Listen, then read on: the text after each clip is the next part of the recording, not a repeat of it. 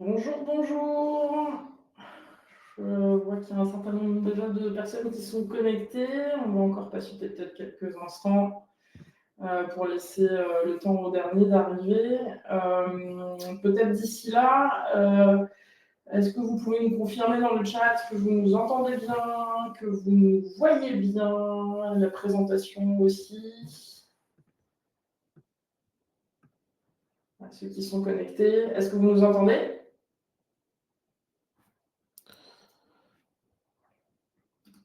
Oui, Super, merci, merci, génial. merci. Très bien. Ah bah très bien, ça y est, tout le monde me dit ok, super, on va pouvoir peut-être avant de démarrer faire quelques rappels habituels sur le fonctionnement de ce webinaire. Évidemment, vos micros, vos caméras sont coupées, donc on ne vous voit pas, mais en effet, vous avez le chat avec lequel vous pouvez nous poser vos questions ou interagir. Pour ce qui est des questions, voilà, essayer de centraliser tout ça sur la fin de la session et prendre un petit peu de temps pour y répondre. Donc voilà, n'hésitez pas au fil de l'eau à abonder le chat.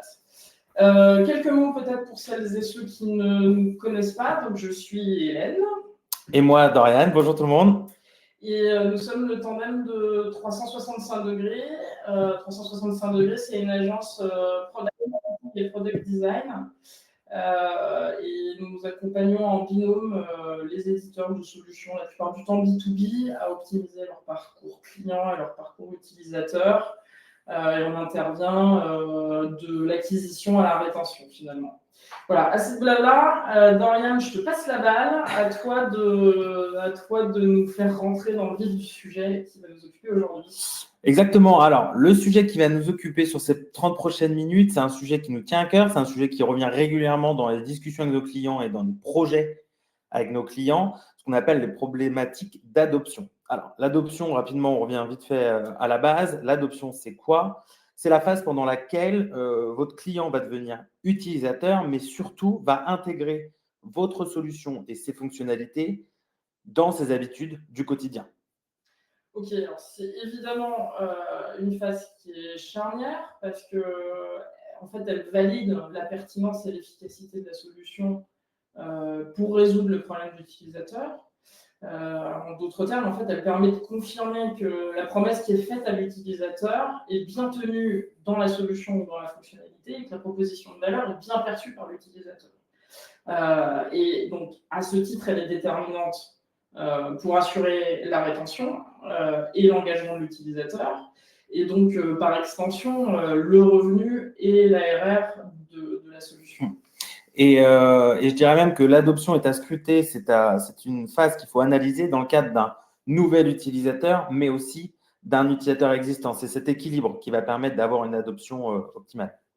Ouais, donc voilà, pour résumer, phase cruciale, peut-être qu'on peut prendre le sujet par le début. Dorian, est-ce que tu peux nous expliquer comment toi tu définirais un problème d'adoption? Alors, un problème d'adoption, c'est quand vous déployez, vous lancez votre produit ou votre nouvelle fonctionnalité sur votre marché et qu'en fait, elle ne va pas être suffisamment utilisée, qu'elle va être intégrée, mais pas durablement et pas de manière régulière aux habitudes finalement des utilisateurs, ou que la valeur que vous aviez annoncée n'est pas vraiment perçue par l'utilisateur. Et si je dois prendre l'angle de l'utilisation, en fait, ça va se traduire par des utilisateurs qui ne vont pas ou peu utiliser votre fonctionnalité, votre produit, qui vont l'utiliser, mais pas de manière régulière, donc une utilisation qui va se diluer, une utilisation qui va être faite de manière incorrecte, c'est-à-dire qu'on ne va pas prendre le parcours dans sa globalité, mais on va le contourner, on va sortir à un moment, ce qui va forcément créer un manque d'adoption par la suite. Et dans un cas qui est carrément de cesser rapidement d'utiliser finalement le produit ou la fonctionnalité. Ouais, ok, donc on parle vraiment de l'usage de la solution ou de la fonctionnalité. Euh, Comment concrètement on peut identifier un problème d'adoption dans une solution ou dans une fonctionnalité? Alors, de manière totalement pragmatique, en fait, c'est ce qu'on fait dans n'importe quelle situation pour connaître la santé de votre produit. Pour moi, c'est de la donnée, de la data, des KPI, des indicateurs. C'est un signal qui va être quantitatif. Alors, le premier indicateur à suivre, ça va être le taux d'activation initial. Alors, le taux d'activation initial, c'est le nombre d'utilisateurs qui va découvrir la fonctionnalité et l'utiliser. Alors, si ce taux est faible, c'est qu'on arrive sur un problème d'adoption. Deuxième indicateur à suivre, c'est ce qu'on appelle le taux d'utilisation régulière. C'est en fait le nombre d'utilisations répétées de la fonctionnalité dans le temps. Ici, si le taux est faible, on arrive aussi à un problème d'adoption. Si le temps, ce qu'on appelle le temps d'activation moyen, donc c'est en gros le temps nécessaire que l'utilisateur va mettre pour bénéficier de la valeur, pour réaliser l'action qui est prévue dans la fonctionnalité est long, là aussi, vous allez faire face à un problème d'adoption. Ok, là tu évoques des taux faibles, des temps d'activation longs. Est-ce qu'il y a des repères, des seuils, des normes à connaître justement sur ces indicateurs-là? Oui, alors là, évidemment, j'ai pris, c'est ce qu'on appelle une déformation professionnelle. Quand on intervient, on intègre forcément ces indicateurs. En fait, c'est un travail qu'il faut faire en amont, qui est capable et qui est intimement lié à la nature du produit et de la fonctionnalité, qui est de se dire, en fait, si j'atteins ce seuil-là en taux d'activation, je serai sur un bon niveau d'adoption ou un moins bon niveau d'adoption. Ok, donc ce que tu dis, c'est qu'il y a sur ces indicateurs, en fait, il y a un travail préalable de définition des indicateurs, de définition des seuils, comme tu nous dis, mais peut-être aussi de définition de ce qu'est pour la solution un utilisateur actif. J'imagine qu'on n'aura pas la même façon de qualifier un utilisateur actif pour une solution de facturation, par exemple, que pour une solution de gestion des tâches du quotidien. Est-ce qu'il y a pour toi d'autres indicateurs ou d'autres signes qui sont à surveiller? Là, tu as mis le doigt, par exemple, sur les utilisateurs actifs. Pour le coup, vous avez normalement un taux moyen d'utilisateurs actifs. Lors d'un lancement d'une fonctionnalité, si ce nombre d'utilisateurs actifs a tendance à diminuer, là, vous avez intégré dans votre solution une fonctionnalité qui amène de la friction et donc vous allez perdre de l'adoption. Autre indicateur qui est assez intéressant à suivre, c'est la chute finalement rapide de l'utilisation de la fonctionnalité. Donc là, si vous voyez une chute sur l'utilisation de cette fonctionnalité, vous avez un problème d'adoption. Et un indicateur qui est finalement révélé assez tôt, c'est ce qu'on appelle le churn, le downgrade, le désabonnement. C'est en fait le désengagement de l'utilisateur qui va en fait arrêter de payer pour le produit, la fonctionnalité. Donc, il y a une baisse des revenus. Celui-là, en général, il est voyant. Ouais, en général, on n'aime pas trop. Tu viens donc d'évoquer des indicateurs qui sont vraiment purement data, qui sont donnés par des outils, notamment du tracking de comportement, qui sont la plupart du temps in-app dans la solution. On peut aussi s'appuyer évidemment sur des signaux qualitatifs, soit en complément, soit parce que vous n'avez pas ces indicateurs data. Et évidemment, quand on parle de signaux qualitatifs, on parle de feedback utilisateur. On n'a rien inventé là-dessus. Pour avoir des feedbacks utilisateurs, adressez-vous à vos supports, adressez-vous à vos CSM, parce que vous allez pouvoir récupérer des verbatims. Et si les verbatims que vous récupérez sont du genre « je ne comprends pas, c'est trop compliqué, je ne vois pas comment ça peut me servir, etc. » ou « je ne sais pas où est la fonctionnalité », là, il y a probablement en effet un problème d'adoption à creuser. Ou à l'inverse, si sur une nouvelle fonctionnalité, vous avez 0 demande du support qui remonte, alors là, il y a deux solutions. Soit la fonctionnalité est top et bravo, soit elle n'est pas suffisamment utilisée et du coup, elle ne génère pas de questions. Donc là aussi, ça peut être un indicateur qui vous donne, qui vous met la puce à l'oreille. Aussi, pour remonter ce type de verbatim, évidemment, les entretiens utilisateurs sont une super source. Et si vous avez des verbatims du même type, là aussi, évidemment, travailler sur votre adoption, il y a un truc à faire. Et puis, dernier point, et c'est peut-être un tout petit peu plus en amont, c'est le retour des sales ou des SDR qui vont vous exprimer le fait qu'ils peinent à générer de l'enthousiasme autour de la fonctionnalité ou de la solution. Et là, ça annonce peut-être autre chose, mais ça peut aussi annoncer une adoption qui est compliquée dans le produit. Et clairement, là, on vous a donné des signaux plutôt quantitatifs et des signaux qualitatifs. La mine d'or, c'est être capable de combiner en fait ces insights pour faire face en fait à ces problématiques d'adoption. Évidemment, si on peut croiser les deux, c'est toujours mieux. Très bien. Donc là, on a à peu près mesuré, identifié qu'on avait un problème d'adoption. Comment on fait maintenant pour identifier la raison pour laquelle l'adoption coince? On ne peut pas coincer à 100%. Où est-ce qu'on va chercher ça? Alors, pour le coup, c'est une approche qu'on applique chez nos clients avec 365 degrés. C'est une approche qui est totalement pragmatique, qui est de se dire on va prendre le parcours global, on va le découper par étapes, parce qu'en fait, chaque étape va être l'une après l'autre le facteur de réussite du taux d'adoption. Et on va orienter chaque étape avec un impact adoption. Alors, la première étape, pour moi, qui est la plus simple, c'est la visibilité. Alors, vous allez certainement rire derrière votre écran parce que finalement, c'est la plus logique, mais elle est souvent squeezée. C'est est-ce que l'utilisateur, finalement, voit la fonctionnalité? Euh, L'impact qu'il y a s'il ne la voit pas, c'est une adoption qui est nulle puisqu'il ne peut pas utiliser la fonctionnalité. Elle se traduit généralement par un mauvais positionnement dans le parcours, c'est-à-dire qu'on ne la voit pas. Elle est sous un CTA, derrière un menu déroulant ou avec un problème de responsive, donc on ne la voit pas. Donc en fait, on ne peut pas l'utiliser. Deuxième cas qui arrive aussi régulièrement, c'est vous avez une liste de fonctionnalités et en fait, vous l'ajoutez parmi cette liste, mais comme elle se noie parmi les autres fonctionnalités, on ne la voit pas, on ne la met pas en avant, elle n'est pas utilisée.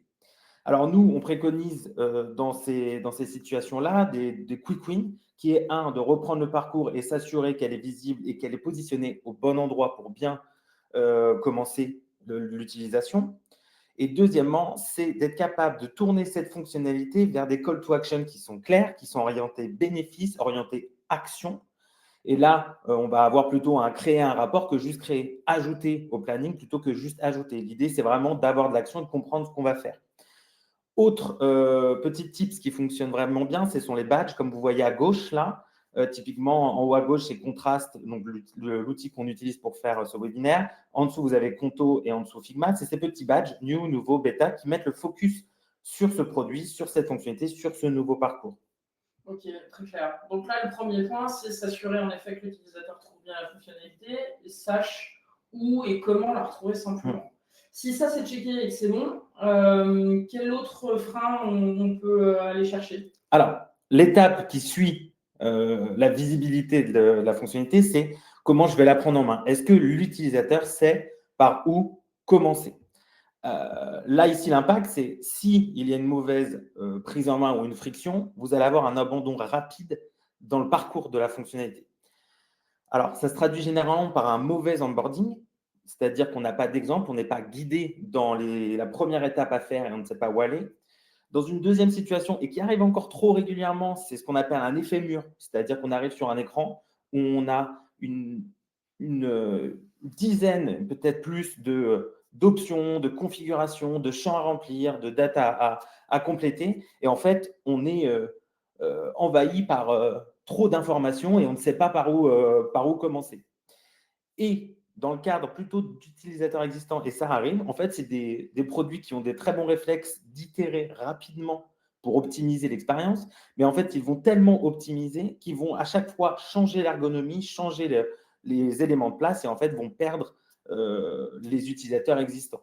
Alors ici, nous, en général, on applique quelques quick wins, vous les voyez sur l'écran, c'est Calendly qui le fait très bien. Un, c'est ajouter une checklist d'onboarding. Cette checklist, elle permet à chaque connexion de s'assurer que l'utilisateur sait par où commencer et va finalement parcourir la totalité des fonctionnalités pour prendre le produit en main.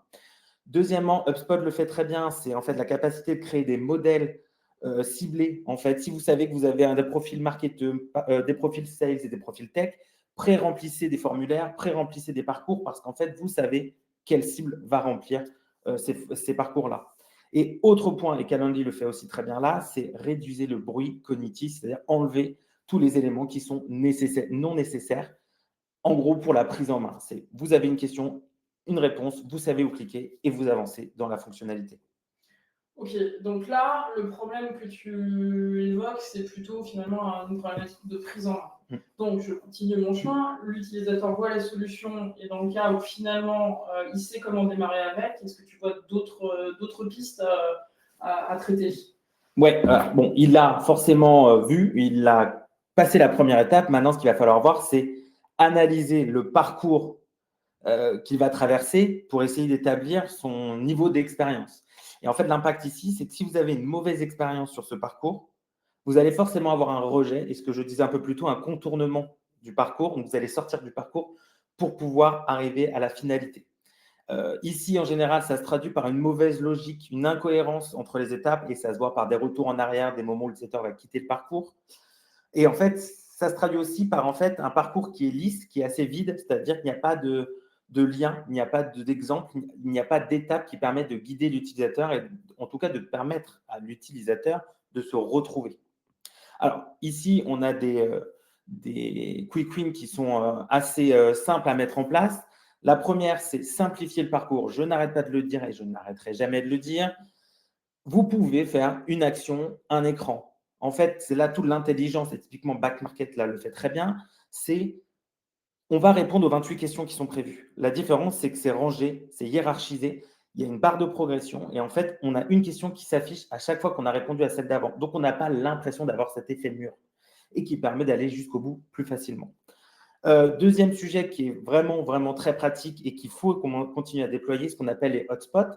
Donc, vous le voyez à droite, typiquement Figma a développé, a itéré sur sa fonctionnalité de plume. Dès le lancement de cette itération, on a eu une petite pop-in, une petite hotspot là, qui s'ouvre, qui en fait propose une vidéo avec un petit texte qui nous propose de nous accompagner dans l'apprentissage de cette fonctionnalité. Et un tips qu'il faut continuer à développer et encore plus, c'est ce qu'on appelle les micro-interactions interface humain. C'est ce que vous voyez au milieu. Là, c'est sur Lovable. C'est en fait la capacité d'expliquer à l'utilisateur, vous avez réussi cette étape-là, continuez à l'autre. En fait, c'est des moyens de réassurer dans le parcours pour arriver à la finalité le plus vite possible. Ok, là, les 3 points que tu viens de nous présenter, finalement, c'est des points qui sont très liés à l'UX, à l'UI, au design. Je vais prêcher un petit peu pour ma paroisse aussi, parce que finalement, le product marketing a aussi un rôle à jouer dans la résolution de ces freins. Tout à l'heure, tu as évoqué, par exemple, l'optimisation de la formulation dans les CTA, la formulation de checklist. Le product marketer peut filer un coup de main là-dessus, et notamment sur l'UX writing. Alors, parfois, évidemment, dans certaines équipes, il y a des UX writers, il ne s'agit pas de leur piquer leur job, mais quand il n'y en a pas, le product designer peut s'appuyer sur le PMM pour justement travailler ces formulations. Autre point pour lequel le product marketing peut aussi vous aider une fois que vous avez optimisé finalement l'ensemble des éléments que Dorian vient de vous présenter, c'est que vous pouvez relancer des campagnes de réactivation au moment où vous avez optimisé, amélioré des petites choses dans le parcours pour remettre finalement l'utilisateur face à cette possibilité d'aller entamer le parcours. C'est un moyen de réaccélérer finalement l'adoption. Et là, pour le coup, donc tu as mis un doigt sur quelque chose, c'est que j'ai un peu pris mon prisme sur cette analyse du parcours, de l'UX et du design. Toi, côté PMM, est-ce que tu vois d'autres freins à l'adoption? Alors oui, parce qu'en effet, il y a un frein qui relève plutôt finalement du marketing et du messaging, c'est quand l'utilisateur ne perçoit pas clairement la pertinence ou la valeur de la fonctionnalité qu'on lui propose. Là, on est dans le cas où l'utilisateur a vu la fonctionnalité, mais s'il n'est pas intéressé, il n'est pas allé la découvrir, et probablement parce qu'il n'a pas vu le bénéfice pour son usage et pour son besoin. Et dans ce cas, en gros, on a plusieurs options possibles. C'est retravailler, reformuler la proposition de valeur, qui probablement n'est pas suffisamment précise ou pas suffisamment centrée sur l'utilisateur.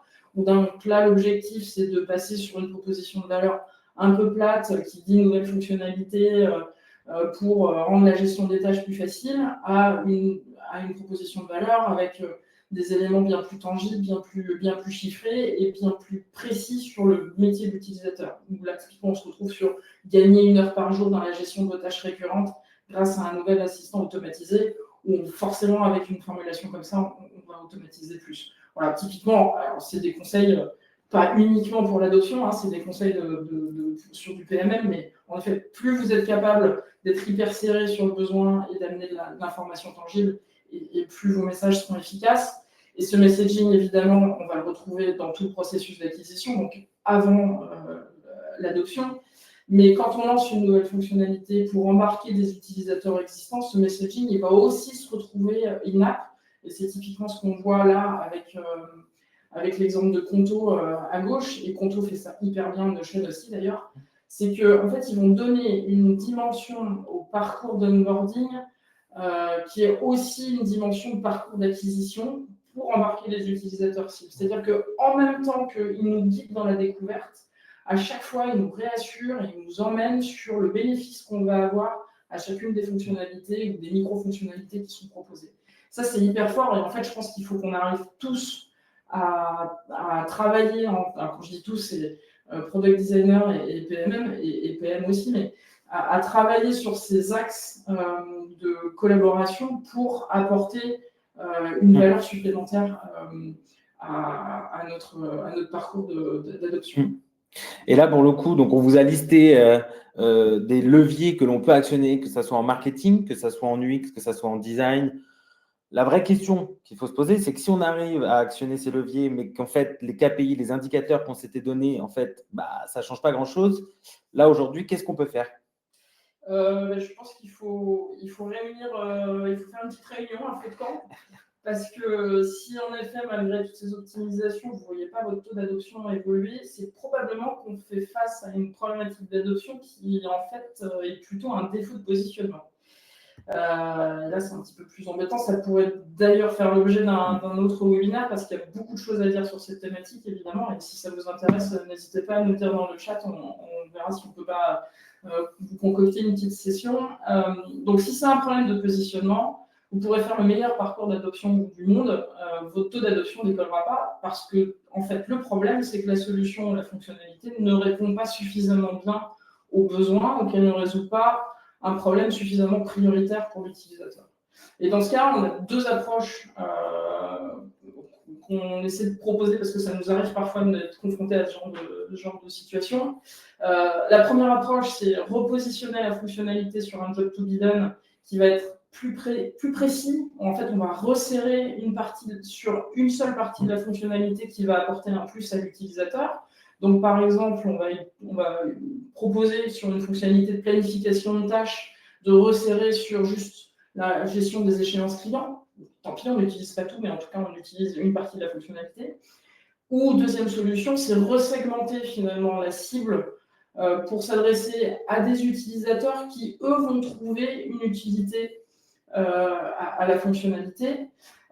Et donc là, il faut identifier évidemment cette cible-là, ce segment-là d'utilisateurs, et puis retravailler les messages pour les rendre spécifiques à ce segment, et pourquoi pas d'ailleurs limiter l'accès à la fonctionnalité à ce sous-segment.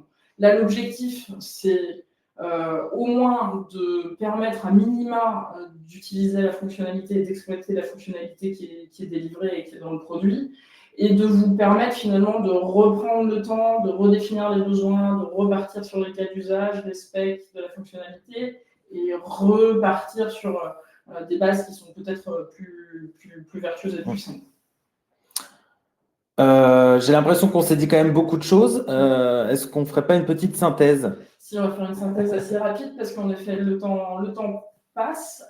Donc, on s'est dit quoi ? On s'est dit que l'adoption, c'est une sorte de carrefour où se rencontrent l'acquisition, l'usage, la rétention, et c'est charnière pour notamment assurer la lifetime value et la RR.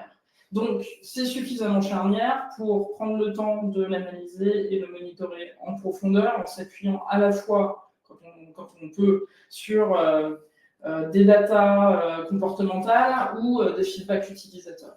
Côté coulisses, c'est aussi un point de rencontre entre le product design, l'UX, le product marketing et le product management.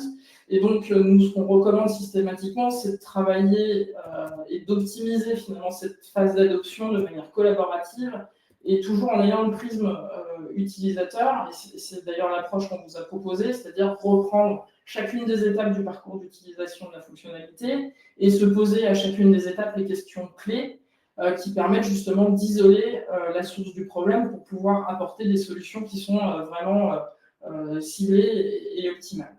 On vous a résumé tout ça dans une petite checklist qu'on va vous envoyer suite à ce webinaire avec le replay dans les prochaines heures. Voilà, peut-être avant de répondre à vos questions, on peut peut-être conclure très rapidement sur quelques idées d'outils ou de bonnes pratiques à mettre en place qui peuvent, dans certaines situations, vous simplifier la vie. Je crois, Dorian, tu voulais nous recommander des outils pour la collecte de data. Oui, absolument. Alors, en fait, les différents outils que je vais vous citer là, en fait, c'est des outils qui sont utiles pour l'adoption, mais qui sont utiles de manière générale pour la santé du produit. Vous allez avoir des outils d'analyse de comportement comme Hotjar, Content Square qui vont permettre de traquer, de record les parcours et du coup de comprendre là où il y a des problèmes. Et vous avez des outils d'analytics comme GA4 ou alors encore mieux si vous êtes capable avec votre équipe tech et data d'intégrer des KPI, des systèmes de tracking et des dashboards pour finalement pouvoir les processer, les automatiser à chaque lancement et donc suivre en fait le comportement de vos utilisateurs et finalement aussi là le niveau d'adoption.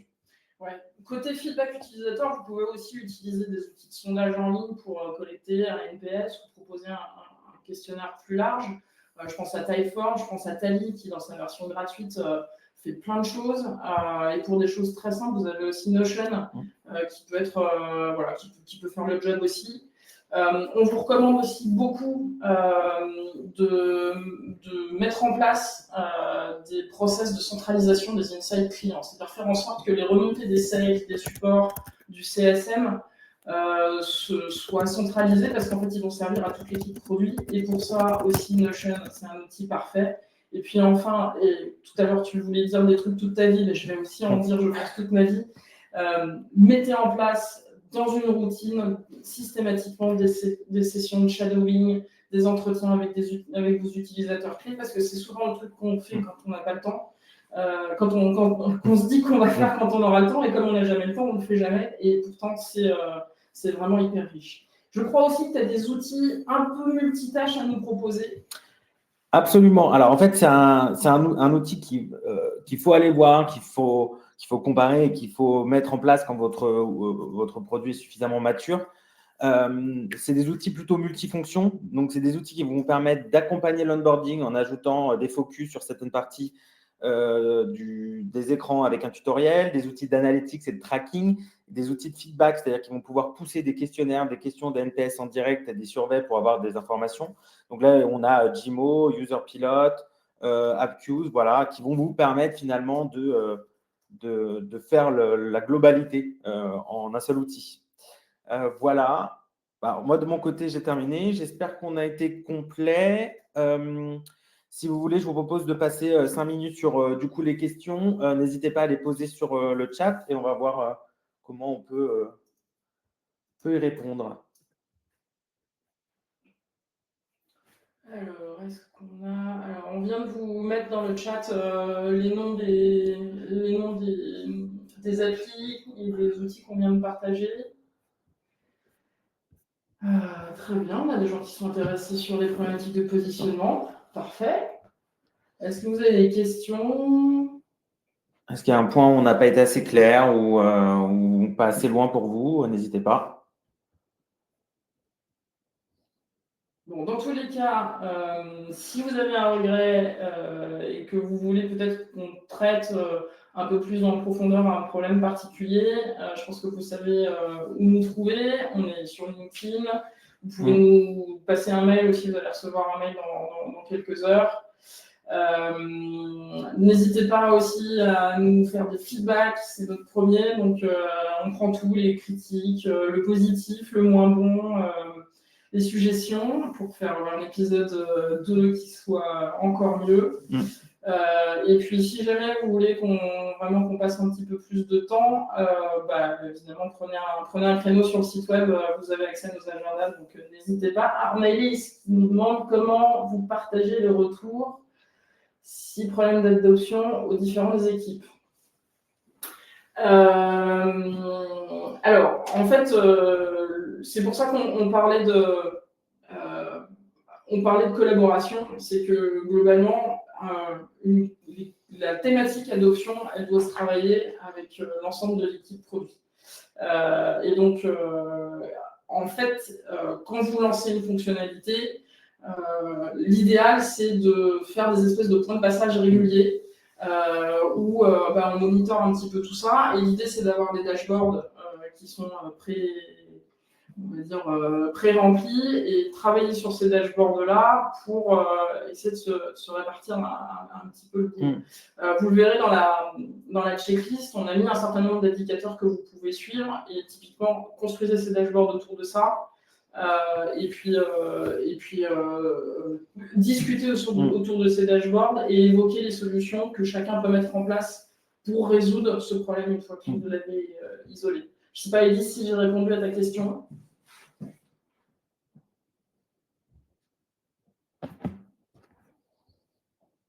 Peut-être. Bon, ok. Super, merci Élise. Est-ce qu'il y a d'autres questions? On peut déborder un peu du timing si vous voulez. N'hésitez pas. Même si...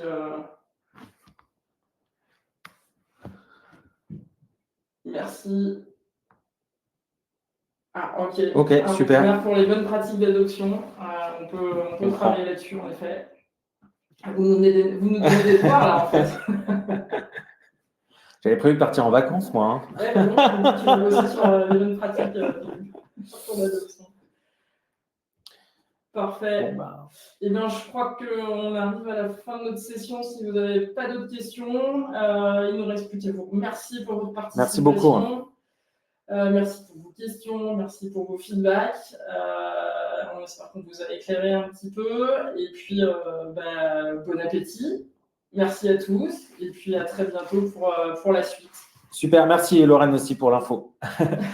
Bonne journée, merci beaucoup. Bonne journée.